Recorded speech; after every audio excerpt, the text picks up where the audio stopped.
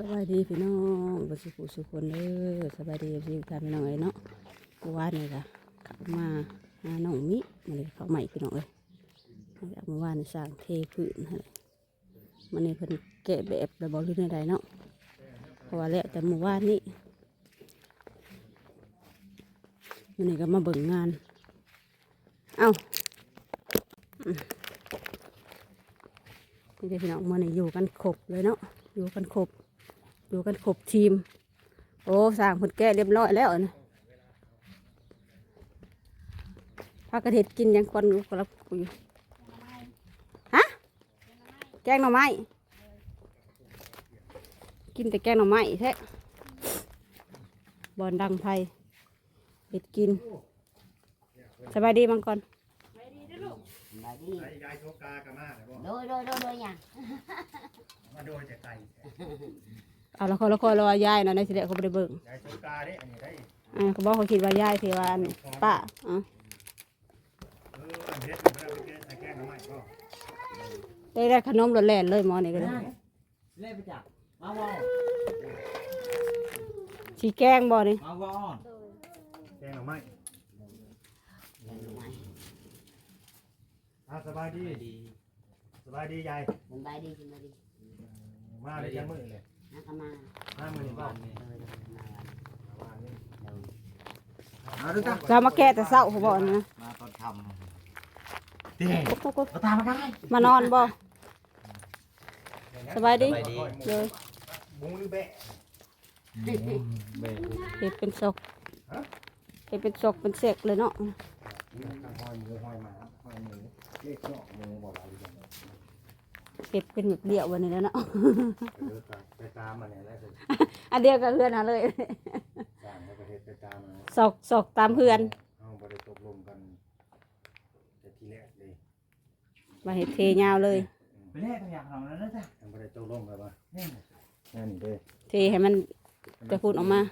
มันเสมอเพื่อนเลยแล้วก็ประเทศไปแบบตามนี่แหละตามแบบนี่นะเทไปตามแบบมันปวดต่อ เตะดังเลยเนาะ แต่ทางนี้มาทางเลี้ยงมาทางนั้นกระเสียงมาทางนี้คือกันนั่นแหละกันเฮาต่อมาแบบมันเสมอกันเลยความกว้างประเทศเต็มห้องเพื่อนเดียวกันอันนี้เป็นแบบงับกระเทอะมาทางนี้เด้ขั้นท่าสีงับมาเลยมาแบบตรงนี้มันคิดของใหญ่ เตียงคือบอกเขามาตลาดที่ไว้นั่ง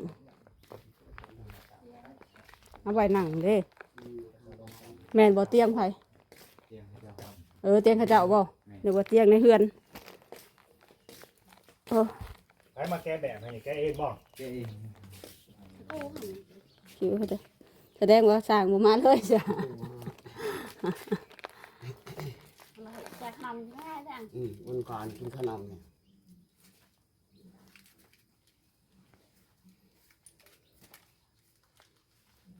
แล้วจะหาหน่อไม้ เอาทำไมสัมพันธ์ อันนี้นี่แม่สั่งไข่แกงแม่สั่งไข่ก่อนสัก อยู่ใช่นั่งอยู่ตัวนอกก็หรือนั่งอยู่ตัวในมันแต่ขี้โลกอากาศคือถ่ายเทนะ ลุกแล้วบอกแกงหน่อไม้ แน่หรอ แล้วแต่รถมังกรหน่อยไปหลอกทางใดก็ไป ไปโลด คะแนนจะซ้อพอกับแม่ ผัวกับเมียมานั่งนี่ เยอะ ไปอยู่น้ำไม่เท่าผู้ไปมังกร เยอะไม่ทำเยอะเด็ก ตะโกนตี ห่วย มันมีติ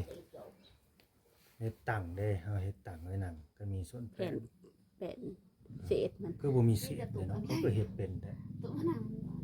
เพราะว่าสิบ่เหลือเลย มีเศษไม้เศษยังไงนั่นนั่งนั่นนี่โหตายหาได้คือนี่มิงวินนั่นนี่ นั่งเกิบไปหดนั่งเกิบจะคล้องเลย หมูมาเหยียบเพิ่งเขาได้อันนี้ เมื่อวานนี่ คนไปใช้ซะคือบ่ได้มีผู้เฝ้าให้หมูมาเหยียบหมูภายนอกสวน อะไรอย่าง โอ้โหคือกัน เห็นอยู่บ่หมู โย่โง่ค คน น เห็นมาเลย บ้า ก็ เฮ็ดแต่ห้อย แสดงว่าคนบ่อยู่หน้าต่างมาแล้วขอบใจ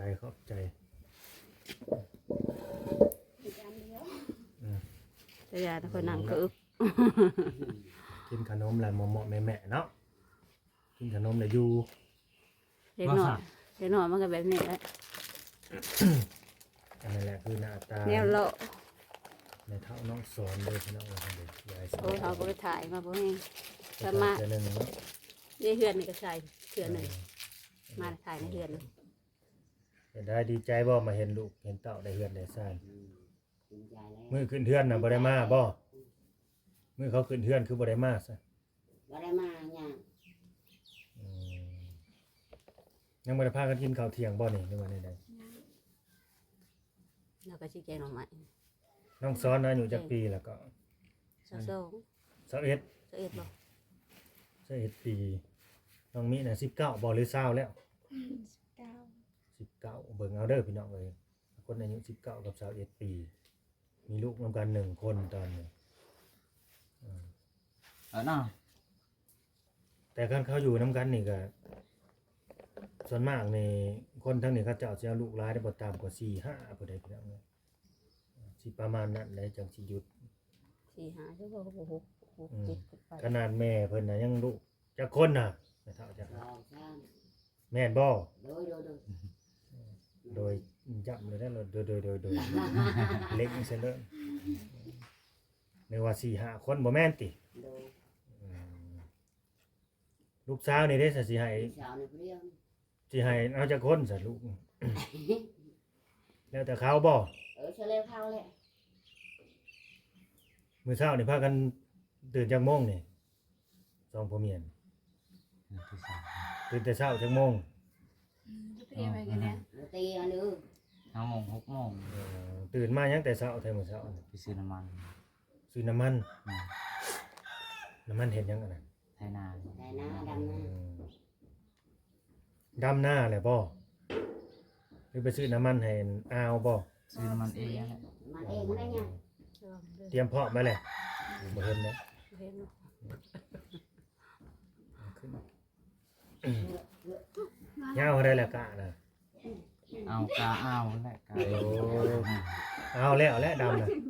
ย่างแต่อันนั้นเข้าประมาณว่าเรือเลยดิ อ๋อกะเขาเรือแล้ว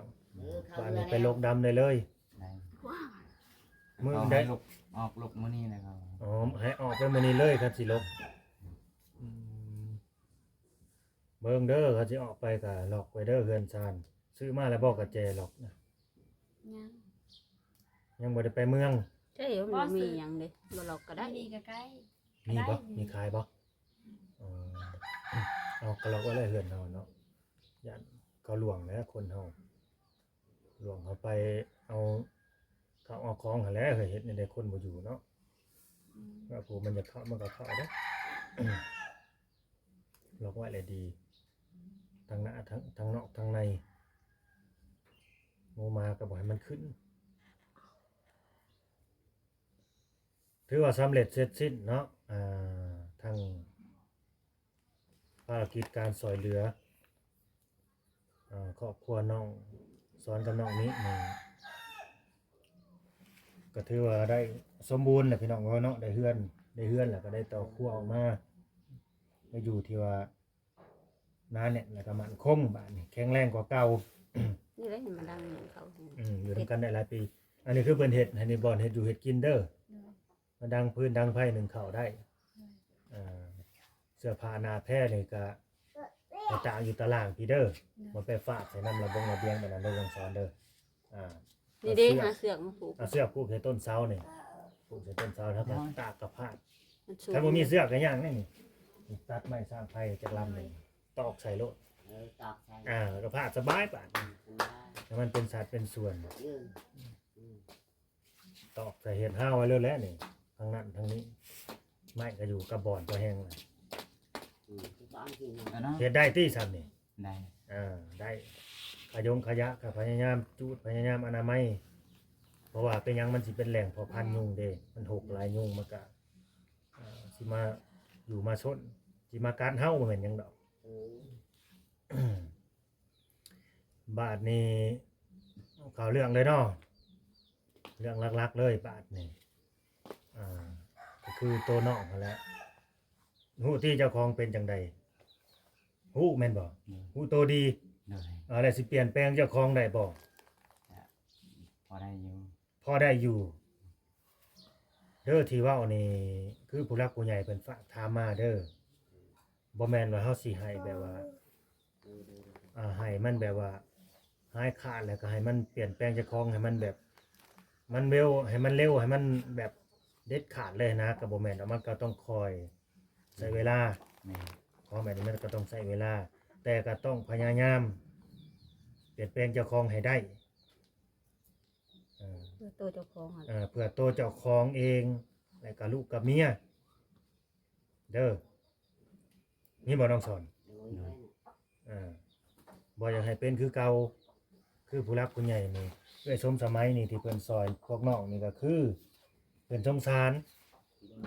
เพิ่นสงสารเด้อ ว่าแล้ว เพิ่นสงสารเห็นบนอยู่บนเศร้าและน้องจำได้บ่ที่บ่าวเล่าเข้ามาสัมภาษณ์มื้อแรกน้องสอนให้ได้มีน้ำตาได้เข้าใจบ่ โดย แล้วจะกลับไปนอนอยู่หั่นอีกบ่คิดเอาแค่นั้นแหละอยู่นี่กับอยู่หั่นตัวใดภูมิใจกว่ากันน้องสอนหลังนี้กับหลังนั้นตัวใดภูมิใจกว่ากัน กำลังนี้ แน่กำลังนี่แหละก็ต้องทำให้ได้คันว่าทำบ่ได้สิได้กลับไปนอนหลังเก่าสิได้กลับไปอยู่หลังเก่าได้คันว่าภูมิใจได้หลังใหม่ล่ะหลังนี้มันนานแน่นมันคงแข็งแรงเนาะสมกับผู้รักผู้ใหญ่เพิ่นช่วยเหลือเฮาเพิ่นเอ็นดูเมตตาเฮาลูกก็บ่แม่นหลานก็บ่แม่นญาติพี่น้องเพิ่นก็บ่แม่นแต่เพิ่นช่วยเฮาช่วยด้วยความสงสาร อยากให้เขามีบ่อนอยู่บ่อนเศร้าที่แข็งแรงที่หน้าแน่นว่าซั่นซะที่มันดีแหละทนแดดทนฝนได้เพราะฉะนั้นอย่าเฮ็ดให้เพิ่นผิดหวังแล้วก็เสียใจเด้อน้องสอนบ่ให้บ่าวลาวได้ยินอีกเด้อบาดนี้แนวที่บ่ดีนะเวลาเขามาก็บ่ให้เฮ็ดนี่เด้โอ้เที่ยงแล้วยังนอนอยู่ยังนอนคดยังบ่ไปทางใดอยู่บ่ให้เฮ็ดในแบบนะบ่ต้องไปหามันสิ่งใดที่บ่ดีบ่ต้องไปหามันบ่มาเฮาน่ะดีแล้วน้องบ่ต้องไปหามันเด้อบ่ต้องไปพยายามแบบว่าควบคุมเจ้าของให้ได้ควบคุมเจ้าของให้ได้แต่แม่นอยู่ของอันนี้มันก็แม่นว่ามันสิเลิกกันได้ง่ายๆเฮาก็ต้องพยายามคุมเจ้าของหั่นนะควบคุมเจ้าของให้ได้ที่เว้านี่บ่ได้ให้เด้อเคยบอกสอนในสิ่งดีๆเด้อบ่ได้ให้เด้ออยากให้เป็นคนดีอยากให้รู้จักเฮ็ดจักสั่ง จะลองไปเลย กินขนมกินขนม อยากให้กุมลูกกุมเมีย เอาละครับว่ายืนไว้ ไหนเดี๋ยวไปยืน เอาเมนูไว้ ไว้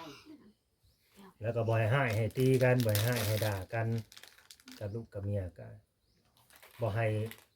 ด่าลูกด่าเมียบ่ให้ว่าเมื่อเด้อเมื่อบ้านเมื่อเฮือนเจ้าเด้อนั่นนั่นนี่บ่ให้ไล่ลูกกับเมียเมื่ออีกเข้าใจอยู่ครอบครัวมันก็เวลาถือมันก็ถือกันเวลาจังให้มันก็ให้กัน แต่บ่ให้ไล่ให้ด่าเขาคือเก่าเข้าใจบ่น้องสอนบ่ให้เฮ็ดคือเก่าถ้าว่าจังให้อีหลีแล้วเฮานั่นนี่เฮาย่างหนี้โลดเฮาเป็นผู้ชายเฮาย่างหนี้เฮาบ่อยู่ในเฮือนนี่ไปทางใดก็ไป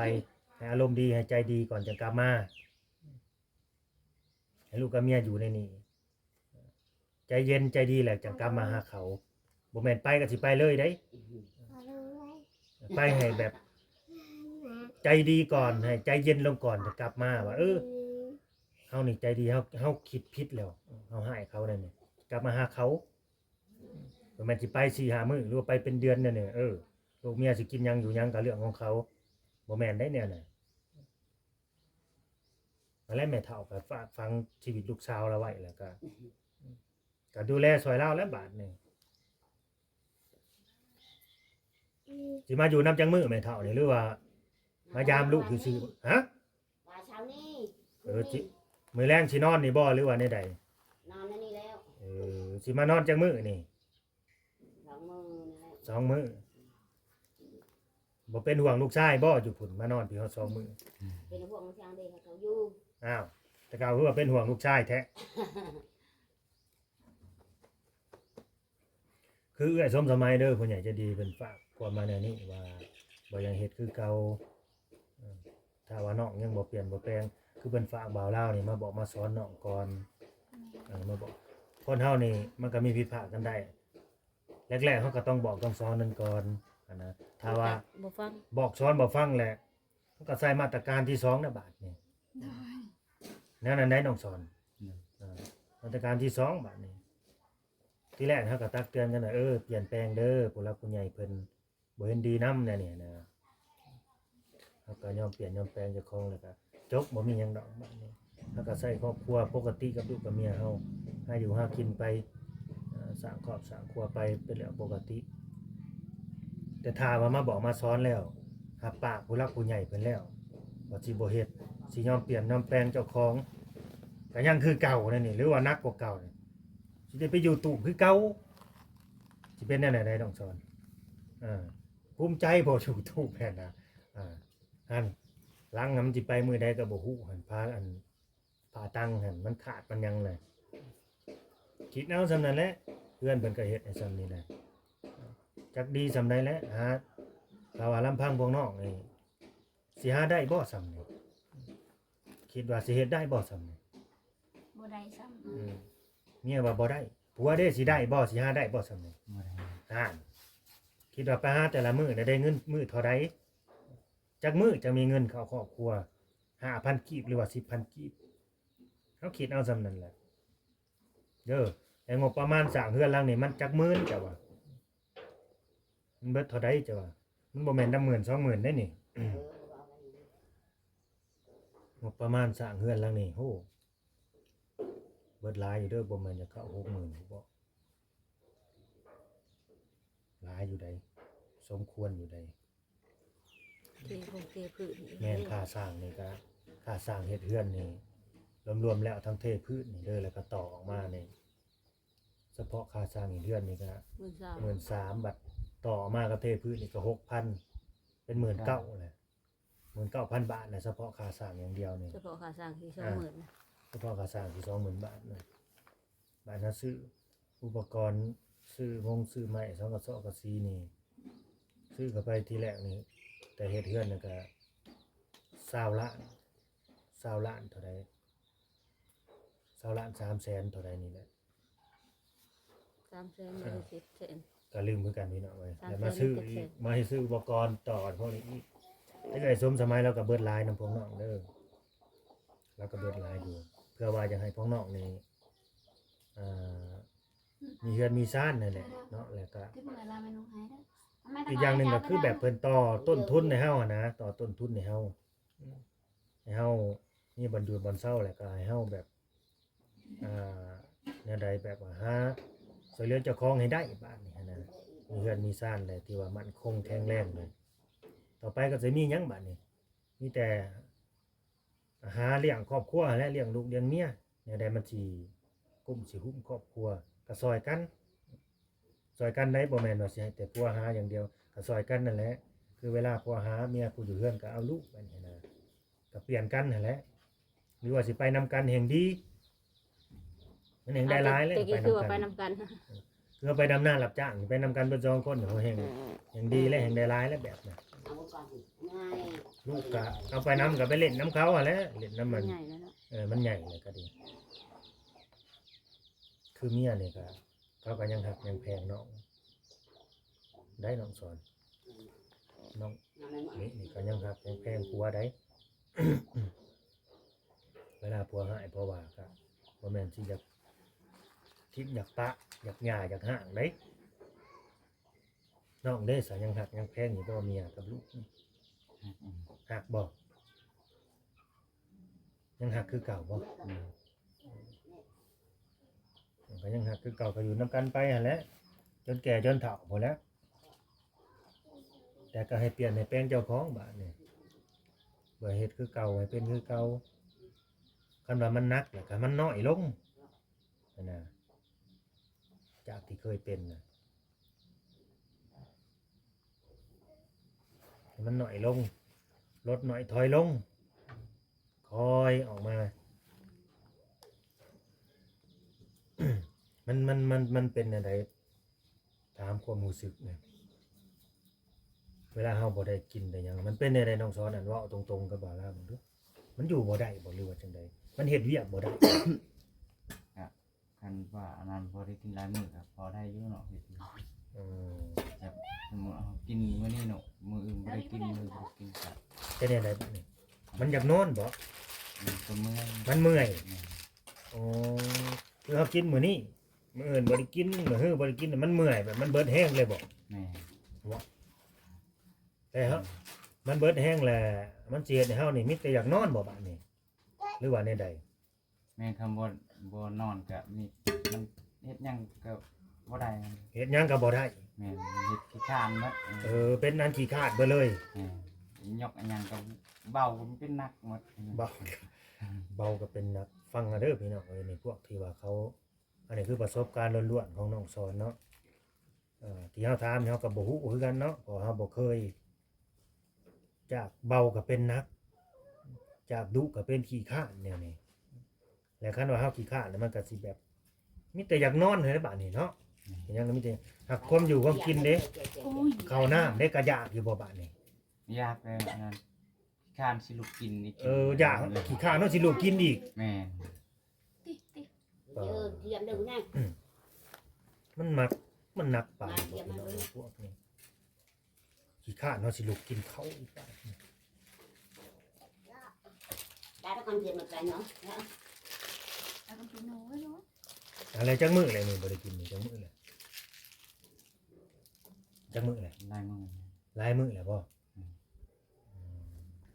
นั่นแหละก็พยายามแบบว่า คุมเจ้าของคณะพอหาอยู่ได้เฮาก็อยู่ไปเฮาบ่ต้องมันไปวนบ่ต้องกลับไปหามันอีก หรือว่าสิหายังมากินทดแทนเฮาอยากกินตัวนี้แหละไปหาซื้อกินเอ็มดอกเอ็มร้อยบ่แบบนี้นะหรือว่ากาแฟบ่แนวนี้นะพอมันสิแบบ เจ็บปีเนี่ยติด พอมันสิ โอ้ยเจ็บปี สิวายหรือว่าสิหายอยากตัวนั้นว่า มา ซั่น ปีแล้วนะ หรือสิกินน้ำอันหลอกอันล้มแบบนี้บ่มันทดแทนกันได้บ่พวกนี้สมมุติถ้าจะเอาตัวนี้มากินแทนเนี่ยนะสิได้บ่ลองอยู่บ่เคยลองอยู่บ่บ่ลองเนาะฉะนั้นแหละต้องลองเด้อบัดนี้เด้อ ปีแล้วก็ปีแล้ว บ่ต้องว่าโอ้ยต้องจังได๋ก็ต้องเอาตัวนี้ให้ได้เอาตัวนี้ให้ได้ก็จะสิเบิดแห้งเลยตอนนี้บ่ไหวนี่ เนี่ยปีเนี่ยปี เขาเรียกว่าอีหยังก็ลมแดงจับอีหยังประมาณนี้นะบ่ได้ต้องเอาตัวนี้มาลองเบิ่งให้ได้ก่อน เพราะว่าคันเฮากินตัวนี้ไปแล้ว มันก็สิเฮ็ดให้เฮานี่เสียคู่เสียคนแล้วก็เสียครอบเสียครัวนำหั่นแหละเฮ็ดหยังก็บ่ได้บาดนี้สิเฮ็ดสิสร้างหยังก็บ่ได้สิหาหยังก็บ่ได้คันได้กินสมมุติเฮาได้กินได้บาดนี้อันนี้คือ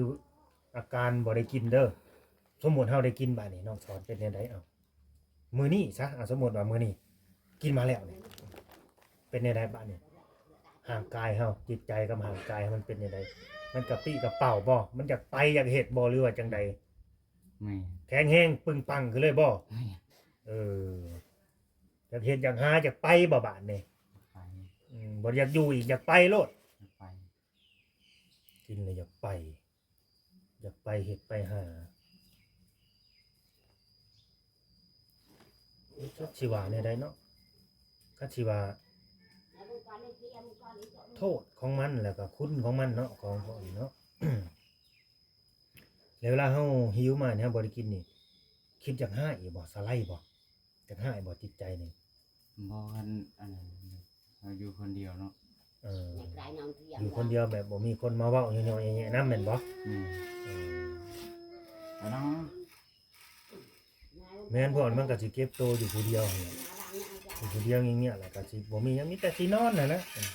นอนเนี่ยแหละอันนี้บ่าวลาวก็เคยเห็นแบบหลายคนอยู่แบบสินอนจังได๋เวลานอนนี่เพิ่นว่ามันแบบบ่ได้กินแบบว่าเบิดฤทธิ์อีหยังแบบนี้นะเพิ่นว่าแนวนี้แต่ว่าพวกนี้สิมักไปกลางคืนแม่นอีหลีบ่ทั้งสอง นี่ กลางคืนนี่สิออกเลยแม่นบ่เนี่ยก็นั่งหัวอยู่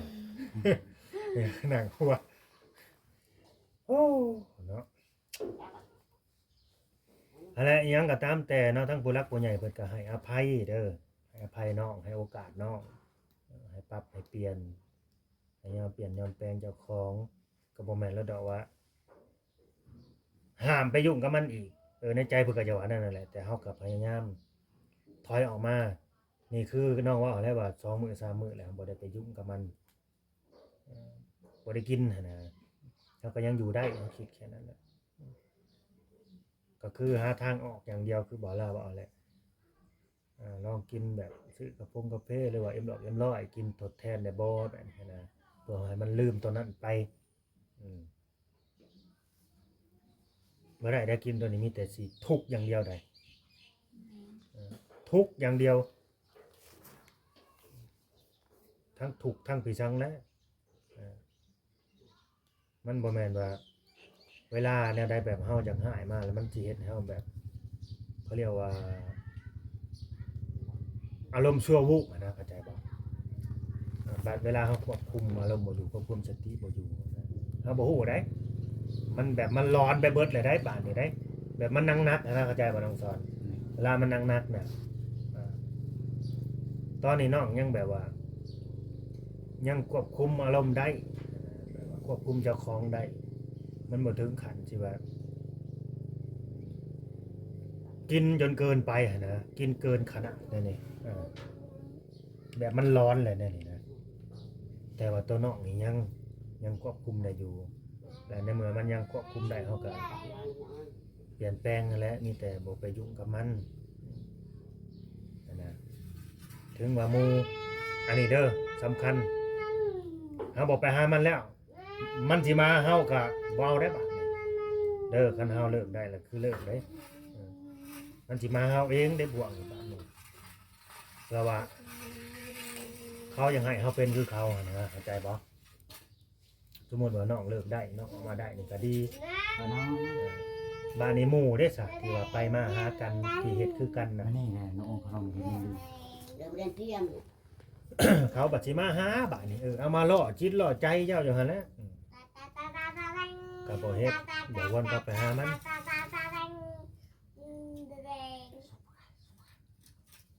ชัญญาบอกชัญญาเด้อกับผู้รักผู้ใหญ่เด้อต่อหน้าสื่อเลย FC เป็นพยานนำกันสมสมัยอาอิชาแล้วก็แม่คำแสนเป็นพยานนำกัน เดี๋ยวเรียนเยอะ น้องมิก็เป็นพยานนำกันเด้อ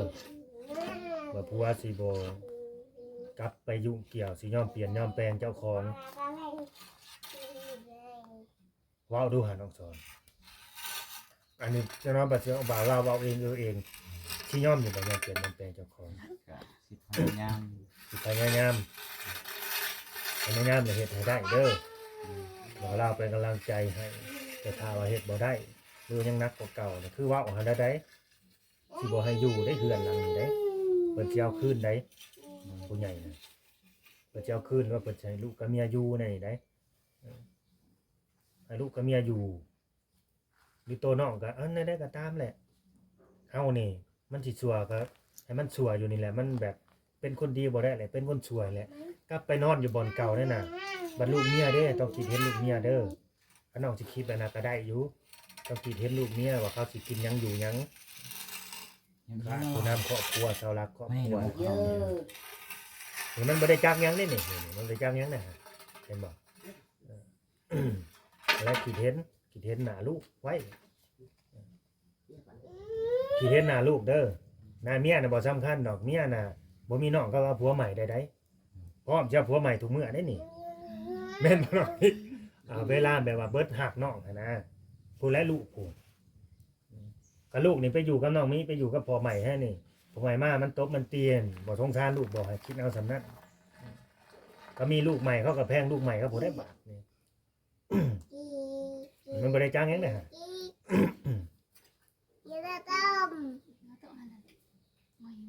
บ่ล่าบอกได้สำนั้นแล้วมีแต่บอกสอนในสิ่งดีๆได้สำนั้นมาในน้องก็กลับไปคิดเอาเปลี่ยนแปลงเอาว่าบ่าวลาวว่ามาทางเบิดนี่มันแม่นอยู่บ่เราหายเขาบ่หรือว่าเราบอกเราสอนในสิ่งดีๆแค่นั้นแหละให้คิดเอาเด้อคิดเอาสำนั้นให้เลือกเอาบาดนี่จะกลับไปอยู่กับตู้แม่บ่หรืออยากอยู่เฮือนนี่กับลูกกับเมียอย่างอบอุ่นอย่างมีความสุขบัด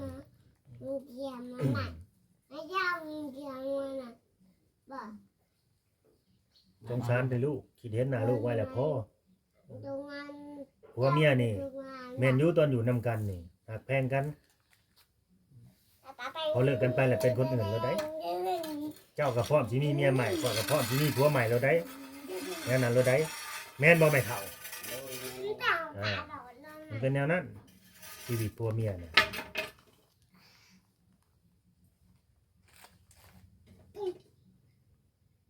โอเคพี่น้องเอ้ยมันก็ยืดก็ยาวเลยเนาะซ้ำนี่ก็สมมาพาควรแหละพี่น้องเอ้ยมันก็เฮาก็บอกสอนน้องในสิ่งดีๆหั่นแหละอย่างใดที่มันดีอย่างใดที่บ่ดีก็ให้น้องเพิ่นไปตัดสินใจเอาบาดนี้ไปคิดเอาเองฮะไปคิดเอาเองแล้วก็ปรึกษากันแล้วผัวเมียก็บ่ให้ให้เถียงกันเด้อ เป็นน้อยบัดสิว่าเป็นน้ำเจ้านี่แหละบัดสิว่าไปบอกบ่าวลาวบ่แม่นแต่เมียบอกเด้อคนรอบข้างเฮานี่ก็มีคนบอกบ่าวลาวว่าหมอนี่เป็นอันนั้นอันนี้เด้อนี่น้องคิดไว้โลดว่าในบ้านนี่มันมีคนหักและคนสร้างเฮาเด้อให้น้องคิดไว้เสมอแหละมีผู้หวังดีนำเฮาแหละก็บ่หวังดีมีผู้ยินดีนำบ่น้องได้เฮือนได้ซ่านนี่มีแล้วก็ผู้บ่ยินดีนำก็มีเข้าใจบ่ ผู้อิจฉาก็ ผู้ มี อิจฉาก็มีให้น้องคิดซั่นนั้นนะแต่ว่าเมียนี่บางทีเขาก็เหลืออดนะเขาเมื่อยบอกเมื่อยเว้าแล้วเขาหาทางออกบ่ได้แล้ว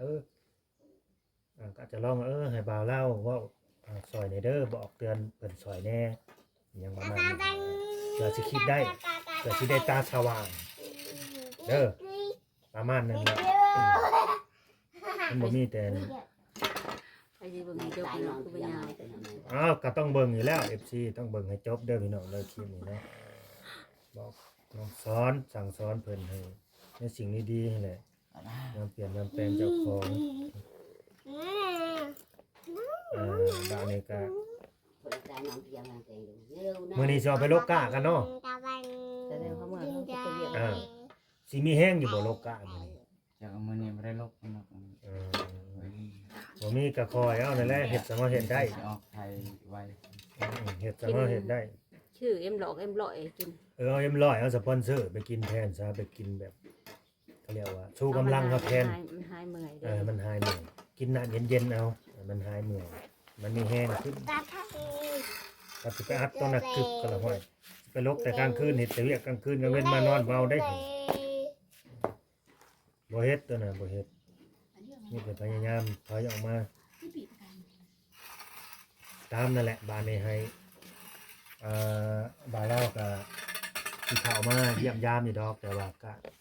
สิบ่มาดูคือเก่าได้แต่ก็มาดูบัดเข้ามานี่ก็อยากให้เห็นสิ่งที่เปลี่ยนแปลงเด้อเห็นบ่น้องสอน โดย แม่นเข้ามาบ่เฮ็ดนอนอยู่ในเรือนกุจุอยู่บ่ได้แบบสิได้ไล่ให้ไปนอนถูกทันทีเลยได้คันแบบนั้นนะของสัญญากันไว้เลยเด้ต้องเข้ามาเห็นว่าเขาออกไปดำนาหรือว่าบ่เห็นเขาอยู่เรือนเลยเขาน่าจะออกไปดำนาอยู่พุ่นประมาณนี้